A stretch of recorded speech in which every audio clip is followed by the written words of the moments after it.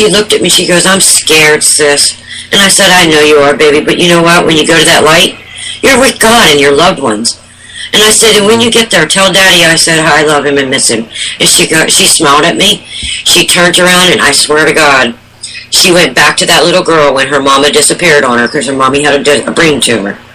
And she disappeared. She abandoned her children with their father. She went to that little girl and got in her mommy's hand and hugged her and said, I love you, Mommy. And the light just shut down. She went into the light. I knew my cousin was saved, and she's in the light.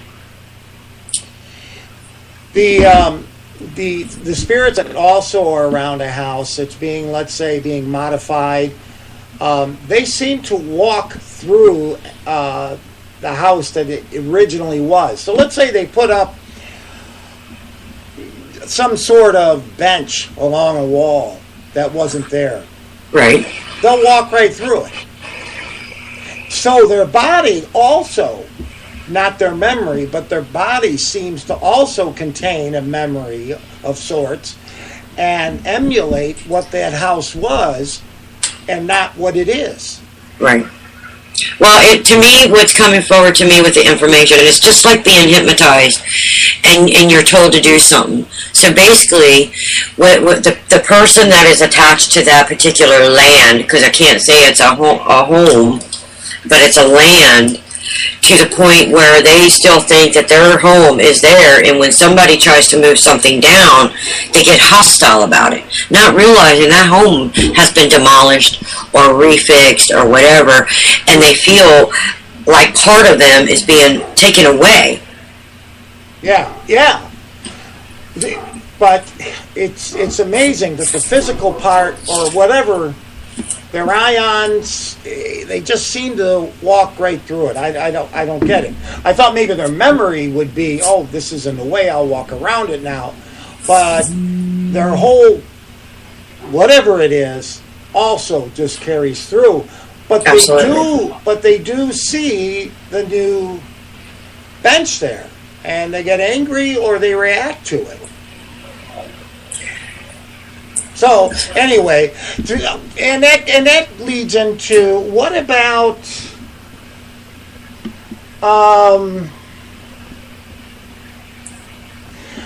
these homes, like the Sally house? I hear the ghost hunters is going back there. Houses that are consistently day in and day out being investigated, and there's truly spirit there. Well, with that house, you just opened that energy up, so I'm looking at it. I feel a lot of torture there, abuse. So they're always constant. They could be pulled and stayed there with the person that abused them, that basically died eventually, and they're holding them there, and all they're doing is rewinding the torture and the abuse and the neglect and the whatever happened to them. And stuff, on that property, it's just holding them there. It's like a rerun to them. But I mean, do they get kind of angry too? Absolutely. Every day in and out, and new people looking for them. Absolutely. It depends on the particular person that comes in there. I believe that whoever, the energy that comes off of you, if you go in there and you're rude and you're cocky and you're obnoxious and you're loud, that pisses them off. That's like a whistle to a dog. Yeah. And they don't like that. That they feel like you're intruding and invading their home. You're in hostile. They become hostile because you basically broke in entering into their sanctuary, their home. Especially if somebody had died in a home, they're there. They're still there, still on that cot. They think that they're still laying there drinking and smoking a cigarette. That's the last memory that they have. And if they see and sense an energy, it's not a person, a human, it's energy, and they can sense something's going on in my house, I have to protect. And if that person, that human goes into that house and they're cocky, they're rude, they're obnoxious, they're scared to death, but they're rude, they're loud, they're cursing, you daggone right, that energy is going to take that energy from that person, become bigger and meaner, and whatever it has to protect its place. Why then from a medium standpoint, why do spirits love to seek out basements or hide in places where you have to sometimes go find them? A lot of the spirits I've noticed, a lot, with the paranormal investigations that I help with, a lot of them hide down there. To me, some of them that I've noticed they're evil. They feed off the big in the basement, there's drywall or there's concrete, and within that concrete there's pipes. That means there's water running. It could be feeding off of the energy of the electricity. It could be feeding off the mold. It could be feeding off of vibration from the grounds, where it could have been electricity around the home that was built. I mean, they feed off of that. They feel strong. I've noticed the one person, I said, do you have a basement in your home? And they said, well, I don't have a basement, but I do have a crawl space, and it has a washer and dryer in it, and we don't go down there no more because there's a lot of black mold down there. Well, one, washer and dryer, you've got electric, you've got mold, you've got the deep down into the earth, to where I say, well, behind you I see a water tower, and then beside that I see that, it could be miles away, but to me, the distance doesn't matter because I can still see it. There's electrical wires that's just built. Oh yeah, Comcast just put their new wires up. There you go. It's feeding into the land.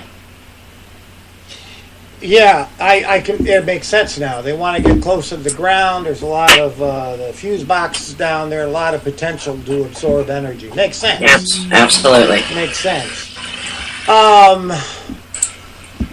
Yeah. So anyway, I think you answered a lot of my questions today. And why, who, what, and where. When you're walking around in a store, you were telling me spirits anywhere.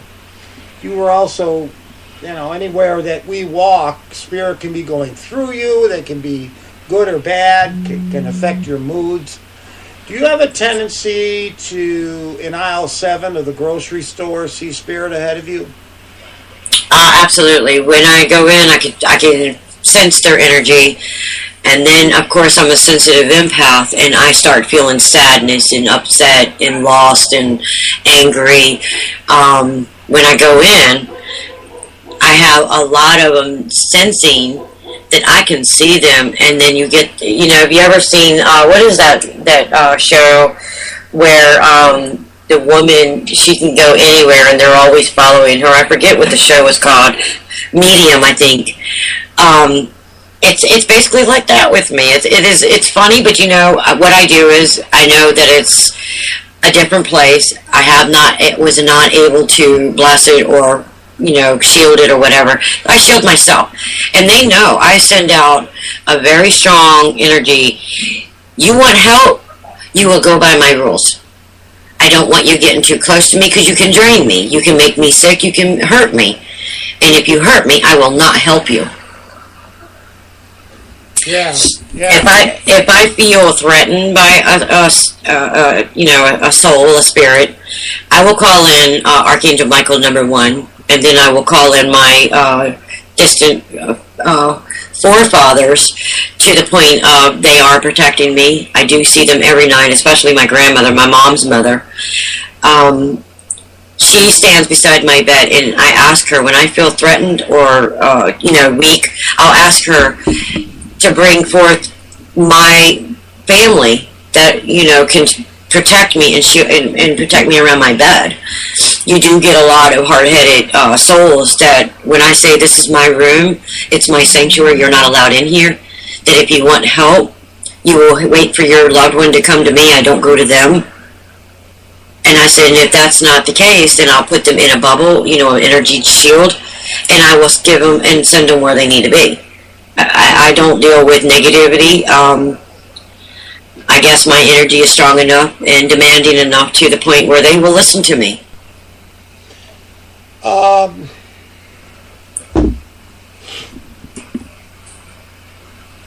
Is it a curse what you have? Absolutely not. No, it isn't. Absolutely not. Nope. It was kind of nerve-wracking when I first started, back in the, I remember when I was 2 years old, I was always, outside, wherever my dad was, I was. He was a mechanic. And I was sitting in the yard, and this is a memory that I'm holding on to for some reason, that I was sitting in the yard, I was 2 years old, I was still in a diaper, and all of a sudden, an old man was standing over me. And I looked up, and I looked over to my dad, and I said, "Daddy, there's an old man right there." And he goes, "Oh, sis, you're just making up friends. There ain't nobody there." He said, go find your brothers, because I have 7 brothers and 2 sisters. So there's 10 of us. And all my life, that's all my dad's excuse was. Every time I said there was somebody standing there, he would say, "No, there's nobody there. You're making someone up. Go play." I don't know. It's just my gifts are very weird, very accepting, because they come in the light. If they can come in the light, I'm accepting. I believe that it is God's giving. When my full gifts came forward, it was like my eyes got cloudy. I was standing on cloud 9 per se. That the gates opened up, and I got hit in the forehead with all these gifts, and people started coming to me from London and Pakistan and Korea. And I mean, it was just like I was drawn. They were drawn to me, and anything that they came to me to ask, I was able to do it.